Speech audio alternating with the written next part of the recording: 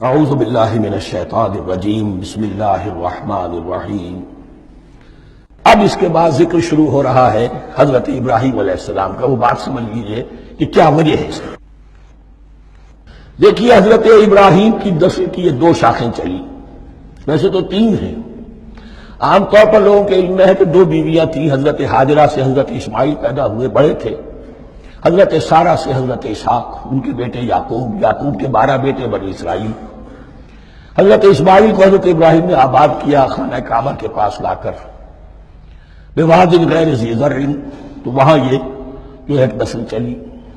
لیکن نبوت جو ہے حضرت ابراہیم کے بعد حضرت اسماعیل کو تو ملی، اس کے بعد مسلسل یوں سمجھیے کہ تقریباً 3000 کا فصل ہے سالوں کا کہ کوئی نبوت اس شاخ میں نہیں آئی۔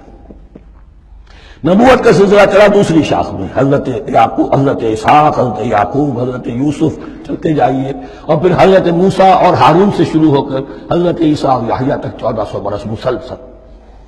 اگرچہ تیسری شاخ بھی تھی، بنو قطورہ کہلاتے، تیسری اہلیہ آپ کی تھی قطورہ۔ بنی قطورہ میں سے ان کی اولاد بڑی کثیر تھی، ان میں سے ایک مدین تھے، مدین یا مدیان، ان میں حضرت شعیب کی بعثت ہوئی تھی۔ حضرت شعیب بھی حضرت ابراہیم کی نسل میں سے ہیں، لیکن بنی مدیان میں سے۔ بہرحال اب چونکہ حضور کی بعثت ہوئی بنی اسماعیل میں، ادھر بنی اسرائیل ہے جن سے یہ خطاب ہو رہا ہے، سابقہ امت مسلمہ، اور اب یہ امامت الناس منتقل ہونے والی ہے بنی اسرائیل سے بنی اسماعیل کو۔ تو اب اگر اس انتقال کے وقت نقل، اگر وہ جو کامن فیکٹر ہے اس کا تذکرہ کیا جائے تو بات آسان ہو جائے گی۔ ابراہیم ہی تو جد امجد ہے نا تمہارے، تم یعقوب کی اولاد ہو، ٹھیک ہے، لیکن یعقوب کس کے بیٹے تھے؟ اسحاق کس کے بیٹے تھے؟ ابراہیم کے۔ تو یہ دوسری نسل میں تو ابراہیم ہی کی ہے۔ اس حوالے سے ان کے لیے سہل بنایا جا رہا ہے کہ بات کو سمجھو۔ یہ صرف یہ ہے کہ 2 پیڑھی اوپر جا کر مل گئے اور لانا خیر سنا، اور حضرت ابراہیم نے خانہ کعبہ کی تعمیر کی اور اسے اب مرکز بنانا ہے اہل توحید کا، لہذا یہ ساری گفتگو اب شروع ہو رہی ہے۔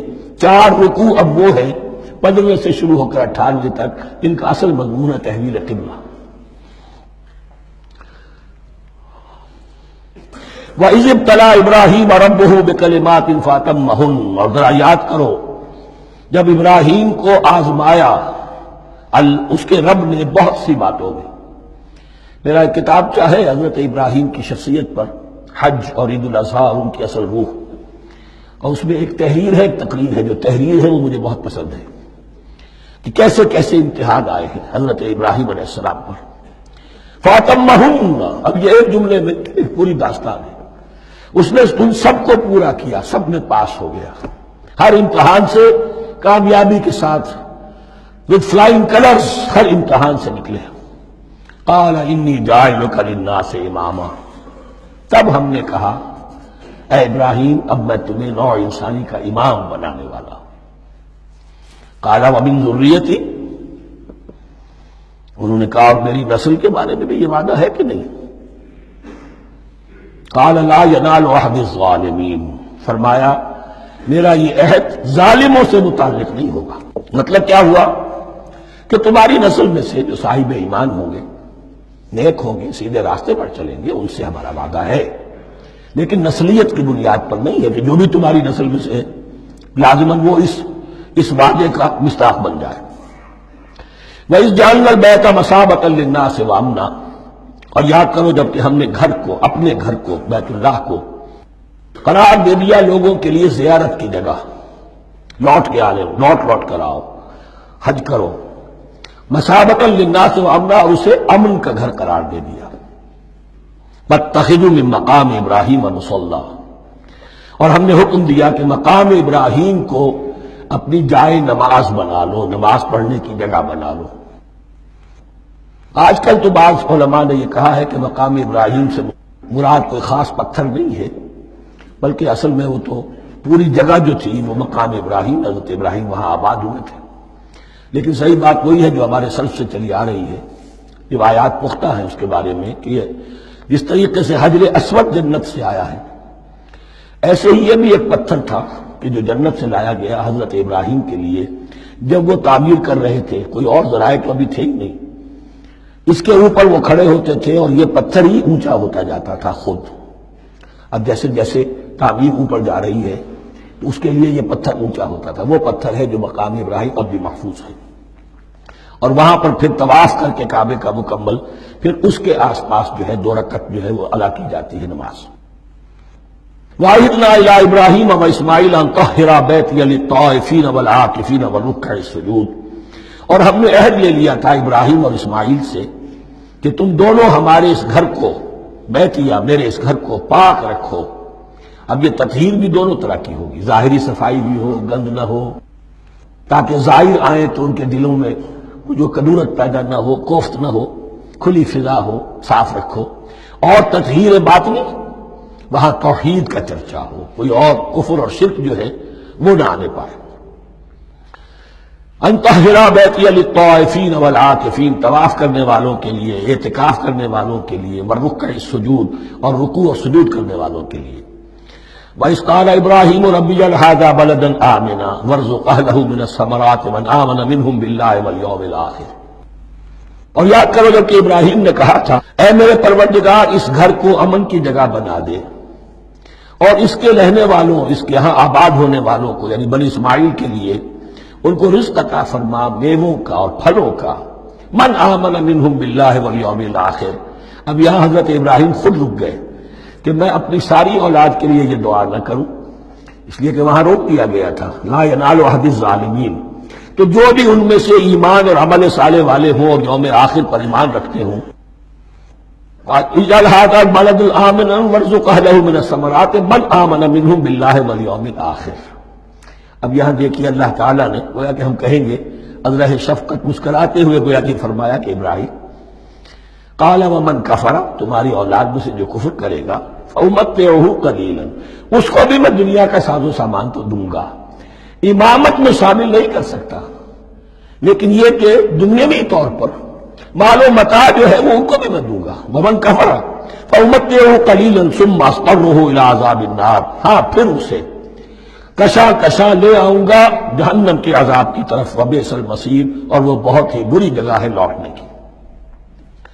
وَإِذْ يَرْفَعُ إِبْرَاهِيمُ الْقَوَاعِدَ مِنَ الْبَيْتِ وَإِسْمَاعِيلُ، اور یاد کرو جب کہ ابراہیم اٹھا رہے تھے ہمارے گھر کی بنیادوں کو، اور اسماعیل باپ بیٹا دونوں لگے ہوئے تھے.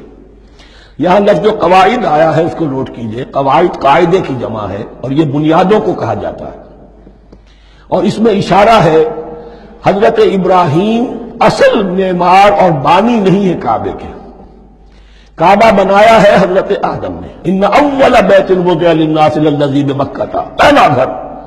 اب کیسے ممکن تھا حضرت آدم علیہ السلام کے زمانے سے لے کر اور حضرت ابراہیم تک کم و بیش جو ہے 4000 برس ہے. عام اندازہ جو ہے تورات کا اگر آپ لگائیں تو کوئی مسجد نہیں بنی ہوگی کیا؟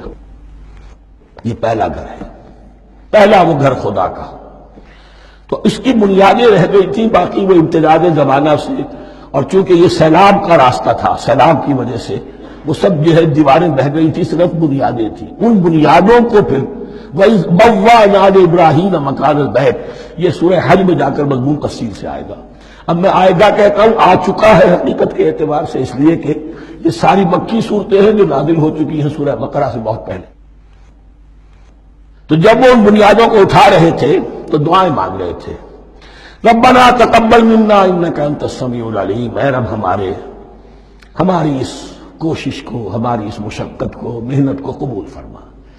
باہر گھر بنا رہے ہیں، پتھر اٹھا اٹھا کر لا رہے ہیں. حضرت اسماعیل کی عمر اس وقت لگ بھگ 13 برس ہے، ہاتھ بٹا رہے ہیں. ربنا تقبل منا انک انت السمیع العلیم، اے رب ہماری اس کوشش کو شرف قبول عطا فرما. یقیناً تو سب کچھ سننے والا اور جاننے والا ہے. ربنا وجعلنا مسلمین لک، اور اے رب ہمیں اپنا فرما بردار بنائے رکھ. نوٹ کیجئے ابراہیم کہہ رہے ہیں. تو میں اور آپ اگر مطمئن ہو جائیں کہ میری موت لازماً حق پر ہوگی تو بہت بڑا دھوکہ ہے. ڈرتے رہنا چاہیے، اللہ کی پناہ طلب کرتے رہنا چاہیے. ربنا وجعلنا مسلمین لک، اے اللہ ہم دونوں کو اپنا فرما بردار بنائے رکھ.